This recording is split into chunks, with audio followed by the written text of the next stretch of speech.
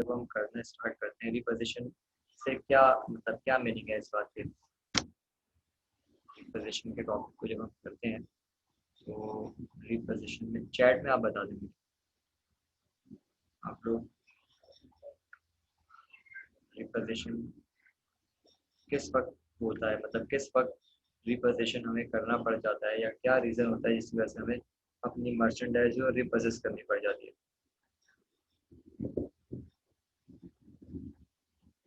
ये डिस्कशन हो चुकी है हमारी शायद इस टॉपिक पर।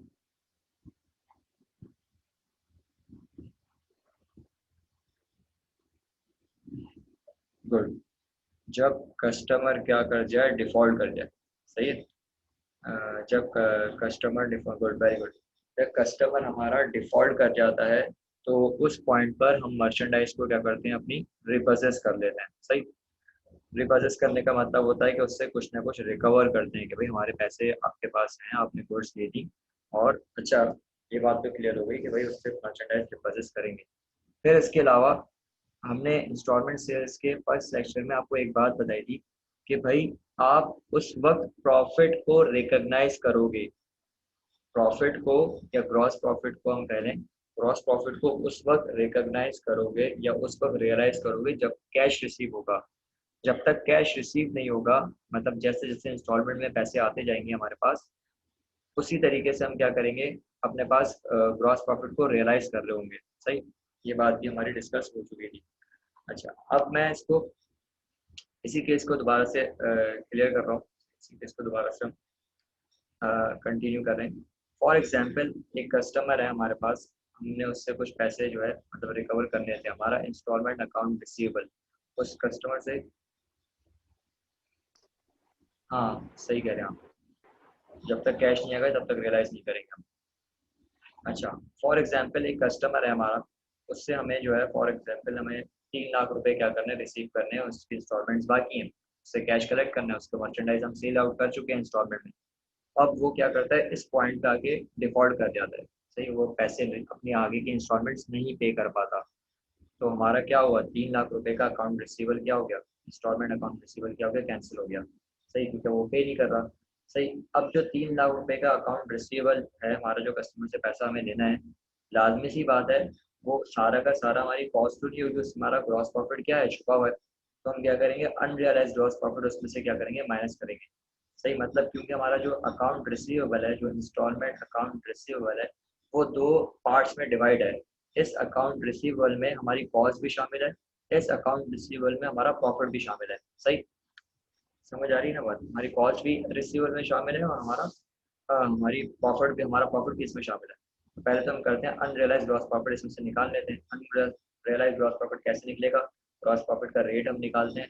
ग्रॉस प्रॉफिट रेट किस तरीके से निकालते हैं, ये हमने कैलकुलेशन स्टार्टिंग में जब मैंने फॉर्मूले लिखवाए थे तो वहाँ पर बताया था। अनरियलाइज या रियलाइज जीपी रेट कैसे निकालते हैं, डेफर्ड ग्रॉस प्रॉफिट का रेट कैसे निकालते हैं, आप किसी को बताएगा, डेफर्ड ग्रॉस प्रॉफिट का रेट कैसे कैलकुलेट किया जाता है, या ग्रॉस प्रॉफिट रेट हम कैसे निकालते हैं, ग्रॉस प्रॉफिट का रेट हम कैसे निकालते हैं। आप में से मेरे ख्याल से 2 स्टूडेंट ऐसे हैं जो कि प्रीवियस क्लासेस में भी थे और एक स्टूडेंट यहाँ पर मुझे नज़र आ रहा है, बाकी तो 2 स्टूडेंट जो है वो प्रीवियस क्लासेस में उन्होंने अटेंड करी। मुझे आप में से कोई बताएगा ग्रॉस प्रॉफिट का रेट किस तरीके से निकालते हैं।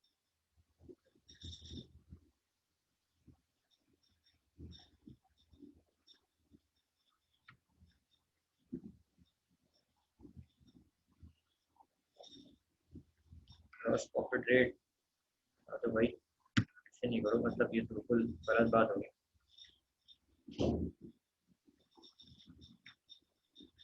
ग्रॉस प्रॉफिट रेट देखो मैं बताता हूँ, ग्रॉस प्रॉफिट रेट हम निकालते हैं, आपका जो भी मतलब आपकी जो सेल्स होती है, सेल्स में से कॉस्ट को माइनस करते हैं, ग्रॉस प्रॉफिट आता है। उस ग्रॉस प्रॉफिट को आप सेल्स से क्या करते हो, डिवाइड कर देते हो, तो आपके पास क्या आ जाता है, और मल्टीप्लाई बाय 100 करते हो तो ग्रॉस प्रॉफिट का रेट आ जाता है, ठीक है, सही है।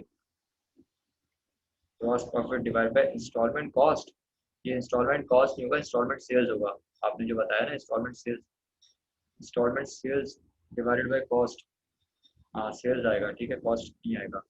अच्छा, अब आ जाए यहाँ पर कॉस्ट ऑफ इंस्टॉलमेंट सेल्स हमें निकालनी है।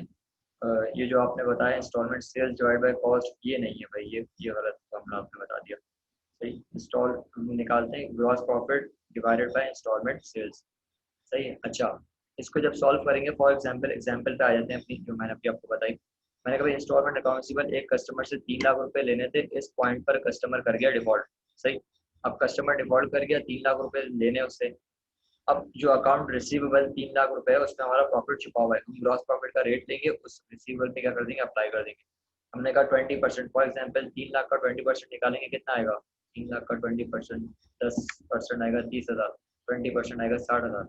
इसका मतलब 60,000 हमारा क्या था, अनरियलाइज ग्रॉस प्रॉफिट में छुपा हुआ था। तो 3 लाख में से 60,000 लेस करवाएंगे तो कॉस्ट आ जाएगी हमारे पास 2,40,000। तो 2,40,000 की हमारी क्या थी, कॉस्ट ऑफ इंस्टॉलमेंट सेल्स की। हम कैलकुलेट क्या करने जा रहे हैं, गेन और लॉस कैलकुलेट करने जा रहे हैं रिपोजिशन पे। मतलब अपने गुड्स उससे वापस लेनी, या जिस पॉइंट को उसने डिफॉल्ट कर दिया, उस पॉइंट पर हमें कितना फायदा हुआ या कितना नुकसान हुआ, इस बात को हम कैलकुलेट करने जा रहे हैं। सही, हमने कहा कॉस्ट ऑफ इंस्टॉलमेंट सेल्स आ गई हमारे पास 2,40,000।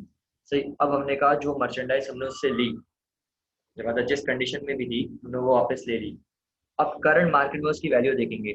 सही, अब करंट हमारे लिहाज से तो उसकी वैल्यू, तो हमारी बुक्स के मुताबिक, हमारी अकाउंटिंग रिकॉर्ड्स के मुताबिक उसकी वैल्यू होनी चाहिए थी 240। लेकिन हम उसकी वैल्यू देख रहे हैं मार्केट में, जो हमने रिपर्चेस करी है वो वैल्यू लग रही है फॉर एग्जाम्पल 210। तो इसका मतलब हमें यहाँ पर सीधा सीधा 30,000 रुपये का क्या हो रहा है, लॉस हो रहा है। और हो सकता है जो हमने उससे रिपर्चेस करा हो उसकी कॉस्ट हमें लग रही हो, उसकी जो market value, current market value लग रही है वो 2,70,000 लग रही हो। तो यहाँ पर क्या होगा, हमें गेन हो जाएगा, तो हमें प्रॉफिट भी हो सकता है और हमें लॉस भी हो सकता है, दोनों सिचुएशन हमारे पास पॉसिबल है। सही, अगर हमारी कॉस्ट कम है और मार्केट वैल्यू ज़्यादा है जो हमने उससे रिकवर करा है, तो इसका मतलब क्या है, हमें प्रॉफिट हो जाएगा। और हमारी कॉस्ट ज़्यादा है और मार्केट वैल्यू कम है, इसका मतलब हमें क्या हो जाएगा, लॉस हो जाएगा। अच्छा, इसकी जर्नल एंट्री किस तरीके से हम बना देंगे, रिपर्चेस मर्चेंडाइज डेबिट हो जाएगी। रिपर्चेस मर्चेंडाइज क्यों डेबिट हो जाएगी, क्योंकि आपके पास एक एसेट इंक्रीज हो जाएगा। सही, unrealise gross profit, unrealise gross profit भी क्या हो जाएगा, डेबिट हो जाएगा, क्योंकि अब ये आपके पास से एक तरह से एक्सपेंस आउट हो गया, अब आपको नहीं मिलेगा ये पैसा। ठीक, लॉस, लॉस का मतलब क्या होता है, लॉस एक तरह से इक्विटी को हमारी कम कर रहा होता है। इक्विटी कम होती है तो डेबिट साइड रिकॉर्ड होती है, लॉस ऑन रिपोजिशन भी डेबिट हो जाएगा। और टोटल से इंस्टॉलमेंट अकाउंट रिसीवेबल क्या हो जाएगा, क्रेडिट हो जाएगा। ये एडजस्टिंग एंट्री है उस वक्त के लिए जब हमें लॉस हो रहा हो। अगर गेन हो रहा होगा तो सेम एंट्री होगी, लॉस की जगह पे आ जाएगा गेन, गेन ऑन रिपोजिशन। और गेन ऑन रिपोजिशन कहाँ जा रहा होगा, क्रेडिट साइड पे। नोट में मैंने यही बात बताई हुई है। सही, अब चलते हैं अपने क्वेश्चन की तरफ।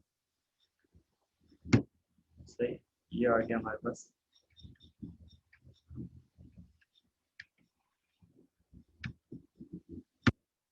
इसका एग्जाम्पल क्वेश्चन आ गया, ठीक है। ये इसकी कैलकुलेशन भी दी गई, ये हमने लास्ट क्लास में भी डिस्कस करा था, ठीक है। प्रीवियस क्लास में हम इस टॉपिक को, मैंने आपको बताया, हम डिस्कस कर चुके हैं, ये सेम दोबारा डिस्कस हो रहा है। सही, और डिस्कस करने का रीज़न सिर्फ ये है कि कुछ स्टूडेंट्स ने न्यू ज्वाइन किया है, एक रीज़न ये है। और एक रीज़न ये भी है कि मैंने आपको कहा कि इंस्टॉलमेंट सेल्स में जो टॉपिक्स हमें कवर करवाने थे वो तकरीबन हो चुके हैं। सही, फॉर्मूले आपको मालूम करवा दिए मैंने, एडजस्टिंग एंट्रीज जो है वो मैंने आपको बता दिए, और एक टिपिकल क्वेश्चन जो 2017 का था वो मैंने आपको करवा दिया है। अब ये कि इंस्टॉलमेंट सेल्स के पास पेपर के क्वेश्चन आप करो, आपसे अगर नहीं सॉल्व हो तो फिर वो मेरे साथ आप क्या कर लो, डिस्कस कर लो व्हाट्सएप पे, आपके पास नंबर है, आप वहाँ पर मुझसे डिस्कस कर सकते हो हर क्वेश्चन को, ठीक है। तो क्योंकि जब तक आप सेल्फ प्रैक्टिस नहीं करोगे ना, तब तक आपको कॉन्फिडेंस नहीं आएगा सवाल करने में। सही, variety of questions pass paper से मौजूद हैं, आप उसको करना स्टार्ट कर दें। सही, और फिर जो प्रॉब्लम है वो मुझसे डिस्कस कर लें। सही, 20 मार्क्स का हमारा क्वेश्चन है, हर साल आता है, पेपर का 20% है। सही, तो आराम से आप मतलब कोई भी 5 टॉपिक्स बहुत अच्छे से कर लें तो 100 मतलब 90 से मार्क्स देना कोई मुश्किल बात नहीं है। सही, लेकिन वो 5 टॉपिक्स आपके बिल्कुल 100% श्योर होने चाहिए, उस टॉपिक से जैसे भी सवाल आ जाए आपको आना चाहिए। सही, अच्छा, एग्जाम्पल क्वेश्चन को देखते हैं। वैसे ही आपकी बुक में आपके पास पेपर का ही क्वेश्चन है। कह रहे हैं the following information is obtain from the records of सात इंस्टॉलमेंट कंपनी। कह रहे हैं value of repurchase goods from defaulted customer. जो जिस कस्टमर ने डिफॉल्ट कर लिया और हमने गुड्स उससे वापस ले ली, तो वो है, उसकी वैल्यू है 20,000। ठीक, उसकी मार्केट वैल्यू करंट क्या है, 20,000। Rate of unrealise gross profit, unrealise gross profit का रेट कितना है, 40%। इंस्टॉलमेंट अकाउंट रिसीवेबल कैंसिल हुआ है 40,000 से, तक कस्टमर से आपको इस वक्त 40,000 रुपये लेने देने। लॉस और गेन इंस्टॉलमेंट से इसके मालूम करना है और उसकी जर्नल एंट्री देनी है। सही, तो पहले तो हम कैलकुलेशन दिखा देते हैं। अकाउंट रिसीवेबल जो हमारा राइट ऑफ हुआ, राइट ऑफ कितने से हुआ? 40,000 से, क्योंकि कस्टमर से आपको 40,000 लेने दें। इस 40,000 में आपका अनरियलाइज ग्रॉस प्रॉफिट कितना था? 40% अप्लाई कर दो। रिसीवेबल का 40% हमारा क्या है? अनरियलाइज ग्रॉस प्रॉफिट है, वो हमारे पास आ गया 16,000। माइनस कर हमारे पास 24,000 की कॉस्ट ऑफ इंस्टॉलमेंट सेल्स आ गई। अब 24,000 की हमारी कॉस्ट है और मार्केट वैल्यू उसकी लग रही है कितनी? 20,000। इसका मतलब हमें क्या हो गया? लॉस हो गया। ये हमारी सिंपल कैलकुलेशन हो गई। इसी की हम क्या कर देंगे? जर्नल एंट्री दे देंगे, तो 10 मार्क्स का हमारा शॉर्ट क्वेश्चन कवर हो जाएगा। ठीक, ए बी करके भी अक्सर आता है, तो 10 मार्क्स में वो एडजस्टिंग केस पूछ लेता है, 10 मार्क्स में आपसे इस तरह का ये डिफॉल्ट का केस पूछ लेता है। ठीक है, यहाँ तक बात क्लियर है? यहाँ तक बात आप लोगों को क्लियर है? क्योंकि आगे में 2017 वाला जो क्वेश्चन है उसको भी हम डिस्कस भी कर लेते हैं। ठीक है, अच्छा अब आ जाए ये क्वेश्चन पे। ये आपके पास पेपर का क्वेश्चन है। सही, और इस क्वेश्चन में जो आपकी, अच्छा ये भी हमारे पास रिपोजिशन वाला केस है। ये यहाँ पर गेन का एक मैंने केस लिया था कि रिपोजिशन पे अगर हमें गेन हो जाए। सही, तो मैं इसको क्विकली डिस्कस बताता हूँ और फिर हम आगे जाते हैं। कह रहे मर्चेंडाइज सोल्ड करी थी आपने 64,000 की 2015 में। 2015 में आप ने 64,000 की मर्चेंडाइज सेल करी। उसमें कह रहा है 25% प्रॉफिट ऑन कॉस्ट है। अच्छा हाँ, इसमें जो इम्पोर्टेंट बात है, ये कह रहा है भाई प्रॉफिट हम लेते हैं कॉस्ट के ऊपर, तो 25% प्रॉफिट हम चार्ज करते हैं किसके ऊपर? कॉस्ट के ऊपर। In the same year a total of rupees 24,000 collected, आपने 24,000 कलेक्ट कर लिए। इन 2016 में कोई भी कलेक्शन नहीं हुई है कैश की। सही, और इसके अलावा जो भी आपने मर्चेंडाइज रिप्लेस करिए, the market value of merchandise कितनी है? 33,000। सही, 64,000 की आपने सेल करी थी, उसके अगेंस्ट 24,000 रुपये आप रिकवर कर चुके हो। सही, बाकी रिमेनिंग आपको रिकवर नहीं हुए अब तक। सही, और कह रहे हैं कि भाई जो प्रॉफिट रेट है हमारा वो 25% है, जो हमारी कॉस्ट है वो 25%, मतलब जो प्रॉफिट है हमारा कॉस्ट का 25%। प्रॉफिट हमारा क्या है? कॉस्ट का 25% होता है। सही, तो इसका मतलब जो हमारी सेलिंग प्राइस होगी वो 125% पे जाएगी। जो हमारी सेलिंग प्राइस होगी वो कितने परसेंट पे चली जाएगी? 125% पे चली जाएगी। सही, क्योंकि कॉस्ट 100%, ग्रॉस प्रॉफिट 25%। कॉस्ट 100% और ग्रॉस प्रॉफिट 25%। ग्रॉस प्रॉफिट और कॉस्ट को प्लस करो तो क्या बनता है? सेल्स बनता है। तो सेल्स कितने परसेंट पे चलेगी? 125% पे चलेगी। सही है, अच्छा अब कैलकुलेशन देख लेते हैं। 64 का रिसीवेबल था, 25 की कलेक्शन, 24 की कलेक्शन हो चुकी थी, 40,000 हमारे पास रिसीवेबल था जो कि कैंसिल हो रहा है। Unrealise gross profit, unrealise gross profit 8,000 हमने बाद में मतलब रिवर्स निकाला। हमने कहा भाई अनरियलाइज ग्रॉस प्रॉफिट को माइनस करोगे तो जो वैल्यू आएगी वो कॉस्ट ऑफ इंस्टॉलमेंट सेल्स होगी, और कॉस्ट ऑफ इंस्टॉलमेंट सेल्स हमारे पास 100% को शो कर रहा है। हमने कहा हमें किसी भी वैल्यू के, जैसे ये 40,000 है, ये 40,000 किसको शो कर रहा है? 125% को शो कर रहा है। मुझे 100% पे आना है। जब भी हमें किसी नंबर के 100% पे आना होता है, हम क्या करते हैं? उस नंबर को उसकी परसेंटेज से क्या करते हैं? डिवाइड करते हैं। 40,000 शो कर रहा है 125% को, तो हम क्या करेंगे? 40,000 को डिवाइड करेंगे 125% से, तो हमें 100% वाली बात पता लग जाएगी। और 100% वाली बात क्या है? कॉस्ट है। तो 40,000 की आपका रिसीवर, 40,000 का आपका रिसीवर था, इसमें कॉस्ट आपकी 32,000 थी। आपने क्या कर दिया? डिफरेंस ले लिया, ग्रॉस प्रॉफिट अनरियलाइज आपके पास आ गया 8,000। मार्केट वैल्यू लग रही है उसकी 33,000, 30,000, इसका मतलब आपका 1,000 का क्या हो गया? प्रॉफिट हो गया। इसकी हम जर्नल एंट्री दे देंगे। ठीक है, आगे चलते हैं। क्लियर है ना ये सवाल? तो प्रॉब्लम तो नहीं है इसमें? ये सवाल क्लियर है? ठीक है, सही। अच्छा अब चलते हैं हम इस क्वेश्चन। ये मैंने कहा था पास पेपर में अब तक जो क्वेश्चन आए हैं उसमें ये थोड़ा सा ट्रिकी क्वेश्चन था बस एक। ठीक है, बाकी अब तक तो इतना ज़्यादा कोई मुश्किल क्वेश्चन आए नहीं। सही, अब मुश्किल क्वेश्चन तो और भी बहुत सारे आए, लेकिन उनमें एक ये भी है, और भी इससे ज़्यादा डिफिकल्ट क्वेश्चन भी पास पेपर्स में आपको मिलेंगे। सही, लेकिन करंट ईयर्स में अगर मैं देखूँ तो सबसे मतलब टिपिकल जो है हमारे पास ये वाला क्वेश्चन है। ये हमने डिस्कस करा भी था क्लास में प्रीवियस। इसको एक मैं तो फिर से देख लेते हैं।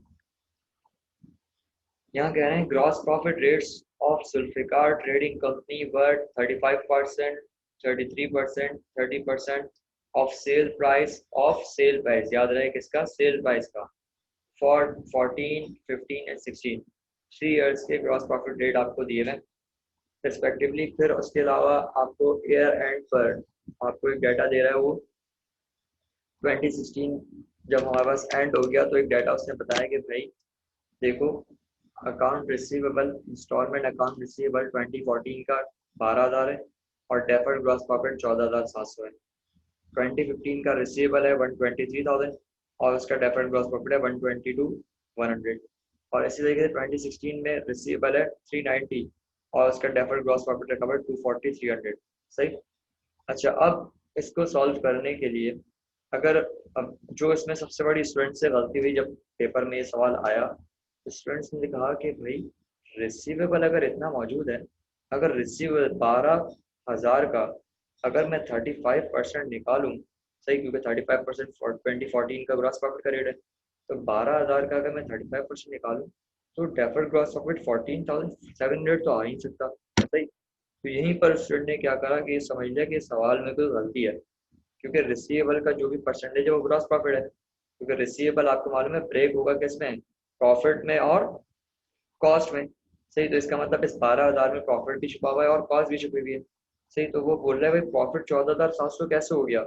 तो स्टूडेंट्स बस यहीं पर इसी पॉइंट पर सर पकड़ के बैठ गए, ये क्या सीन है, मतलब 2016 का एंड का डाटा दे रहा है, रिसीवेबल के फिगर्स बता रहा है और हमें यहाँ पर डेफर्ड ग्रॉस प्रॉफिट इतने इतने अमाउंट से बता रहे हैं। तो भाई सीन ये है कि ये जो डेफर्ड ग्रॉस प्रॉफिट है ना, ये 2016 के ओपनिंग बैलेंसेस हैं। वैसे इसको उसूलन क्वेश्चन जिसने ये पेपर बनाया उसको ये बात यहाँ पर क्लियर करनी चाहिए थी, लेकिन अगर नहीं भी करी तो स्टूडेंट्स को पिक करना चाहिए था कि भाई 12,000 का 35% 14,700 कभी नहीं आ सकता। इसका मतलब डेट का इशू है, ये ओपनिंग का डाटा दिया हुआ है। जो डेफर्ड ग्रॉस प्रॉफिट का फिगर है ये ओपनिंग है। सही। ओपनिंग का इंस्टॉलमेंट अकाउंट रिसीवेबल कितना है ये बात हमें नहीं मालूम, ओपनिंग का इंस्टॉलमेंट अकाउंट रिसीवेबल कितना है मुझे नहीं मालूम, लेकिन ओपनिंग का डेफर्ड ग्रॉस प्रॉफिट मालूम है। सही है, समझ रहे हैं बात मेरी। तो ओपनिंग का डेफर्ड ग्रॉस प्रॉफिट मालूम है और डेफर्ड ग्रॉस प्रॉफिट का परसेंटेज मालूम है।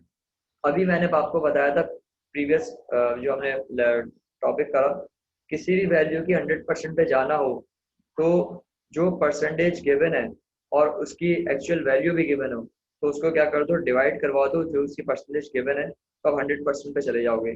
जैसे हमें प्रॉफिट गिवन है और प्रॉफिट का परसेंटेज भी गिवन है। Deferred gross profit beginning receivable का हमारे पास डेफर्ड ग्रॉस प्रॉफिट है। सही। बिगिनिंग रिसीवेबल में डेफर्ड ग्रॉस प्रॉफिट कितना छुपा हुआ है ये हमें दिया हुआ है और उसकी परसेंटेज भी दी हुई है। तो 100% वाली बात आपको अकाउंट रिसीवेबल को शो करेगी ना। हमने पहले स्टेप में यही काम करा है, तीनों के हमने क्या करें, ओपनिंग मालूम कर लिए। अब इसमें एक गलती है कि भाई देखो 2016 2016 के स्टार्ट में तो अकाउंट रिसीवेबल नहीं हो सकता। सही ना, 2016 तो अभी स्टार्ट हुआ है ना, इसमें तो इंस्टॉलमेंट सेल्स होगी। पूरे 2016 में आपने कितनी इंस्टॉलमेंट सेल्स करी, ठीक है। अब इंस्टॉलमेंट सेल्स 2016 में करी होंगी, उसके बाद ईयर एंड पर 2016 का अकाउंट रिसीवेबल का कोई एंडिंग बैलेंस आया होगा ना। सही। तो 2016 के लिए तो आपको यहाँ पर लिखना पड़ेगा इंस्टॉलमेंट सेल्स, बाकी सबके लिए इंस्टॉलमेंट अकाउंट रिसीवेबल का ओपनिंग बैलेंस लिख सकते हैं। ठीक है। यहाँ तक अभी तक जो भी मैं बात कर रहा हूँ आप लोगों की समझ में आ रही है। यहाँ तक अभी जो भी मैंने बात बताई वो बात समझ में आ गई आपको।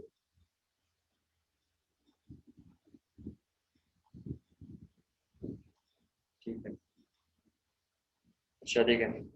अब मैंने कहा भाई ओपनिंग जो हमारे पास मतलब 2016 के शुरू में 2014 का 2015 का अकाउंट रिसीवेबल का ओपनिंग बैलेंस कितना था मालूम करने के लिए हमने 100% वाली वैल्यू निकाली। डेफर्ड ग्रॉस प्रॉफिट मालूम था ओपनिंग का, उसको डिवाइड कर दिया किससे, 35% से। हमारे पास 2014 का क्या आ गया, 100% वाली वैल्यू आ गई। यानी कि ओपनिंग में अकाउंट रिसीवेबल इंस्टॉलमेंट का पड़ा था 42,000 और एंडिंग में कितना मौजूद है, सवाल में गिवन था हमें एंडिंग 12,000। माइनस कर दिया, हमारे पास कैश कलेक्शन आ गई 2016 में। सही। 2014 की कैश कलेक्शन आ गई। अब जो कैश कलेक्शन आती है हमें मालूम है रियलाइज ग्रॉस प्रॉफिट उस वक्त होता है जो जैसे जैसे कैश कलेक्शन आती है। तो 2014 की कैश कलेक्शन आई 2016 में, वो कितने से आई? 30,000 से आई।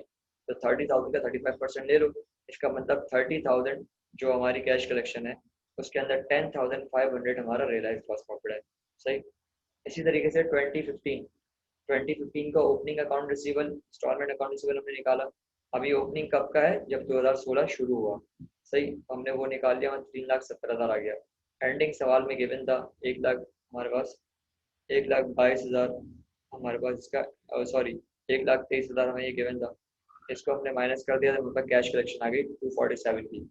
अब इस कैश कलेक्शन पे 33% इसका रेट लगाया, हमारे पास आ गया कि भाई 2,47,000 की जो आप कैश कलेक्शन दिखा रहे हो उसमें जो रियलाइज ग्रॉस प्रॉफिट है वो 81,510 का है। इसी तरीके से हम 16 की सेल्स निकालेंगे कि भाई 16 में एक्चुअल सेल्स कितनी हुई, टोटल सेल्स कितनी हुई। तो हमने कहा एंडिंग बैलेंस जो भी आ रहा है, फिर जो भी ग्रॉस प्रॉफिट का बैलेंस आ रहा है उसको डिवाइड कर दो उसके रेट से, 100% वाली बात आ जाएगी।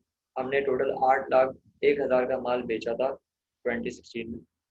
उसके बाद अकाउंट रिसीवेबल एंडिंग बच रहा है 390, ठीक है, 3,90,000। इसका मतलब कैश कलेक्शन आ गई 4,11,000। 4,11,000 का 30% निकाला, हमारे पास कितना आ गया? 123,300। ठीक है, ये हमारे पास रियलाइज प्रॉफिट आ चुका है। अब हमें क्या करना है, इसकी जर्नल एंट्रीज भी उसने पेपर में मांगी हुई है। जर्नल एंट्रीज एक तो कैश कलेक्शन की देनी है भाई। कैश कलेक्शन की किस तरीके से दोगे? कैश डेबिट करोगे, इंस्टॉलमेंट अकाउंट रिसीवर्स क्या कर लोगे? क्रेडिट कर लोगे। एक एंट्री तो ये आई, cash debit instalment account receivable credit, cash debit instalment account receivable credit, cash debit instalment account receivable credit. ठीक है, उसके बाद रियलाइज ग्रॉस प्रॉफिट की आप जर्नल एंट्री दोगे। रियलाइज ग्रॉस प्रॉफिट की जर्नल एंट्री किस तरीके से दोगे? जो आपका डेफर्ड ग्रॉस प्रॉफिट है उसको डेबिट कर दोगे, रियलाइज ग्रॉस प्रॉफिट को क्या कर दोगे? क्रेडिट कर दोगे। ठीक है, ये बात समझ में आ गई? यहाँ तक क्लियर है? जी, ये समझ में आ गया आप लोग? क्वेश्चन हमारा कंप्लीट हो चुका है। क्लियर है तो बता दीजिए, हम लोग क्लास को ऑफ कर देते हैं और आप लोग पास पेपर के क्वेश्चन करिए, और अगर आपको कोई प्रॉब्लम हो तो वो पूछ लीजिए। ठीक है, फिर हम कोशिश करेंगे कि इंशाल्लाह कल की क्लास में भी इंस्टॉलमेंट सेल को ही डिस्कस कर लेंगे। ठीक है, आप लोग भी क्वेश्चंस करिएगा अपने पास घर में। ठीक है, ट्राई करिएगा पास पेपर के क्वेश्चंस को। मैं भी कोई पास पेपर का क्वेश्चन यहाँ पर क्लास में लाऊंगा और फिर उसको डिस्कस करेंगे। और मैंने कहा भी रियलाइज ग्रॉस प्रॉफिट की एंट्री थी ना वो, तो रियलाइज ग्रॉस प्रॉफिट की एंट्री में क्या करोगे आप? जो डेफर्ड ग्रॉस प्रॉफिट है उसको डेबिट करोगे, यानी अनरियलाइज ग्रॉस प्रॉफिट डेबिट हो जाएगा और रियलाइज ग्रॉस प्रॉफिट क्या हो जाएगा? क्रेडिट हो जाएगा। ठीक है, बाकी ये कैश कलेक्शन की दिखा देंगे। सही।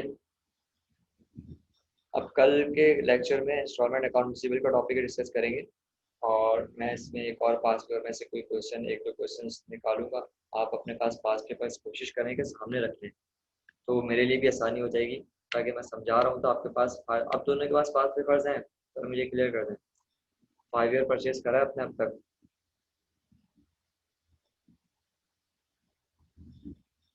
क्यों भाई, ले लो 5 ईयर। कल तक इसको कर लें अरेंज, सही है, ताकि एक ही स्लाइड में मुझे क्वेश्चन और फिर उसका सोल्यूशन एडजस्ट करने में ना यहाँ पर प्रॉब्लम होती है। सही, तो आप कोशिश करें कि इसको एक ही स्लाइड में कवर कर लें। सही, पास पेपर्स परचेज कर लें भाई आप। इसकी वैसे भी आपको सेल्फ प्रैक्टिस के लिए भी ज़रूरत पड़ने वाली है। ठीक है, इसको यहीं तक स्टॉप करते हैं।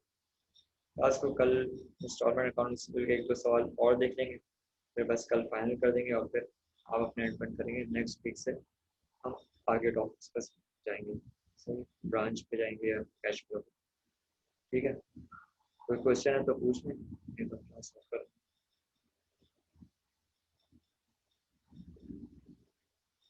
क्लियर है सब? सब क्लियर है? चलें ठीक है, ओके, खुदा हाफिज़।